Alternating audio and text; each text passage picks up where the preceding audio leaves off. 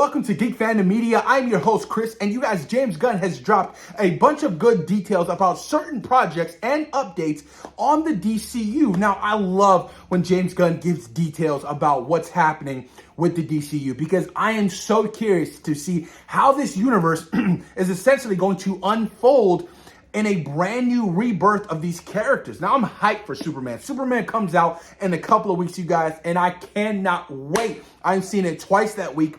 I'm seeing it on Friday and Saturday. The hype is real with Superman, you guys. I am so stoked. I cannot wait to see the very first start of the live action universe for DC Studios. It's really exciting.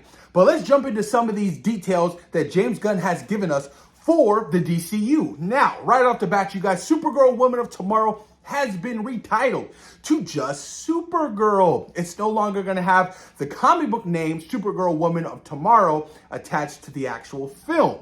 Now, it's kind of like what he did with Superman Legacy, because remember when Superman was first announced, it was titled Superman Legacy, and then James Gunn decided to drop the legacy and just go with Superman. Nothing wrong with that. Superman is still a wonderful title. It gets the message across. I guess they're doing the same thing for Supergirl Woman of Tomorrow. Now, Supergirl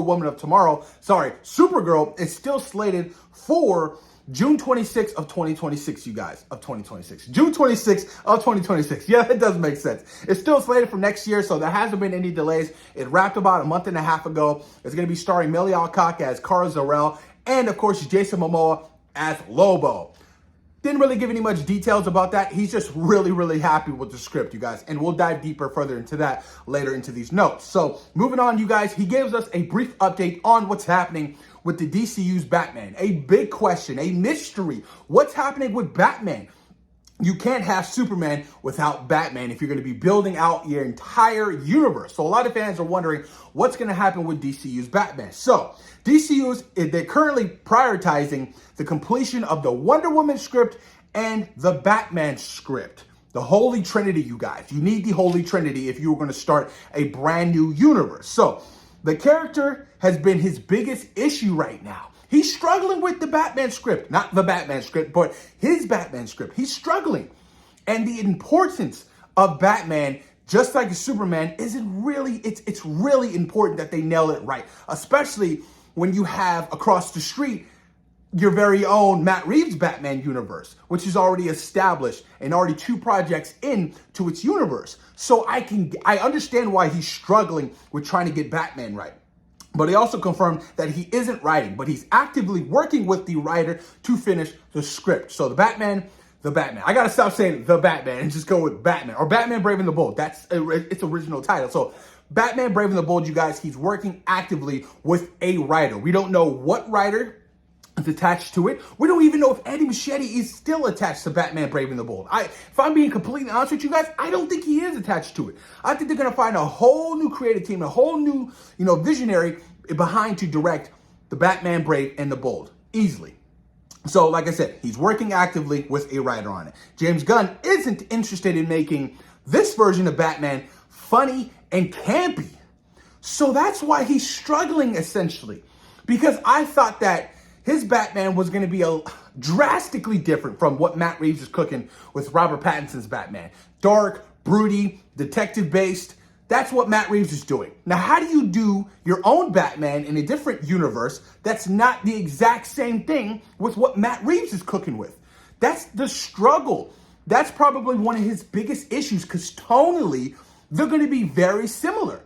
Obviously, the costume's going to be different. If David Cornsweet's Superman has his underwear on the outside, there's a strong possibility they can nail, a Batman with his underwear on the outside as well. That would be so funny to see that. These two, iconic characters on screen in 2028 with, both of their underwear on the outside. That's comic book shit, and I would eat it up, you guys. So I think that's one of the main reasons why tonally they're struggling with Batman in the DCU, honestly.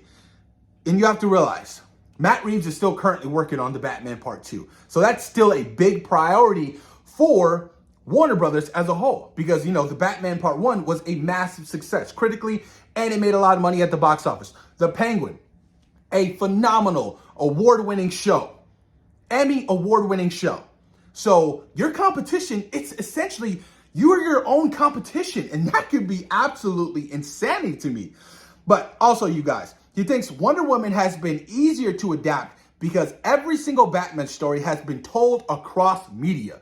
Yes, Batman has been the face of DC and its live action iterations. That's the facts. Batman puts butts in seats. Everybody loves Batman. So how do you not tell the same story over and over and over and over again? You have to change it up drastically. You have to dive deep into the supernatural, the fantastical elements of Batman in this world and these characters. It's that simple. James, it's that simple. Don't give us what Nolan did. Don't give us what, Matt Reeves is doing. Those are more grounded in reality. That's how you separate yourself. You're going to have to go the whimsical route. You're going to have to go the absolutely, outrageous route. You're already adapting a Clayface project. So that's the route you go to make it drastically different from what Matt Reeves is doing. But you can still keep it grounded. You can still keep Batman dark and gritty.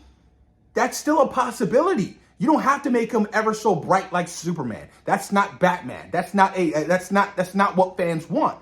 So that's my advice to James Gunn. You keep it still grounded. You still keep it the broody Batman, but you add in the fantastical elements to it. The stuff we have never seen before in the live action iterations. We haven't. It was dabbled on, a little bit in what Zack Snyder was doing with his Batman, which, a lot of fans loved.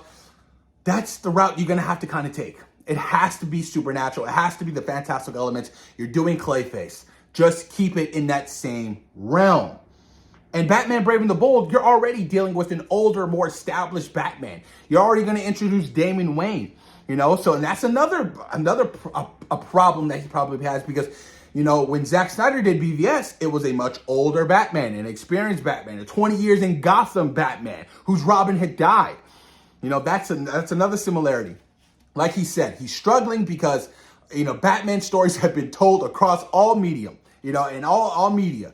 That's essentially what it is. So I'm still looking forward to whatever he has cooking for Batman. But, they're not going to start shooting Batman or Wonder Woman unless these scripts are on par with what he thinks is, a huge, huge success in his eyes for what DC Studios needs to do for these comic book characters. Now, he also gives us a small update on the Batman Part 2. And this is what James Gunn has said.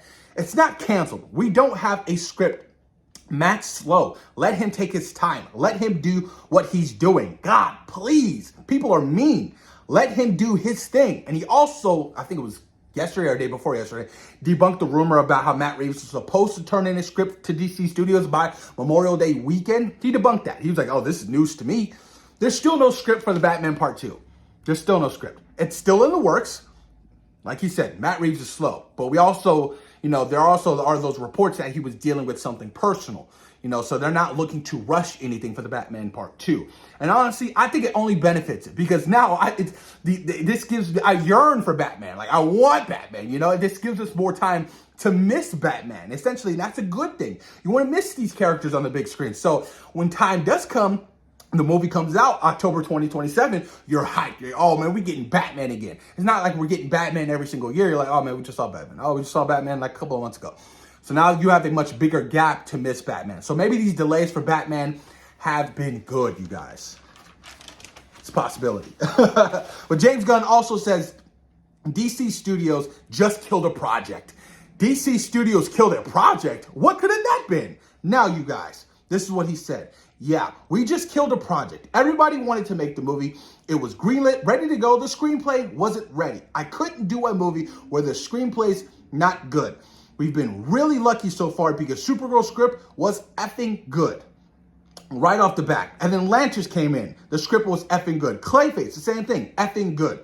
So we have these scripts that have been really lucky with the choices and whatever combination that is.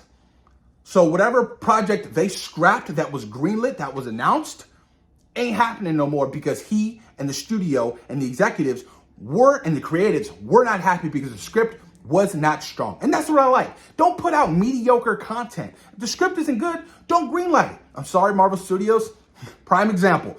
You know, just putting out crap with the script actually being good. And I would say, you know, Captain America Brave New World is a prime example of that, you know.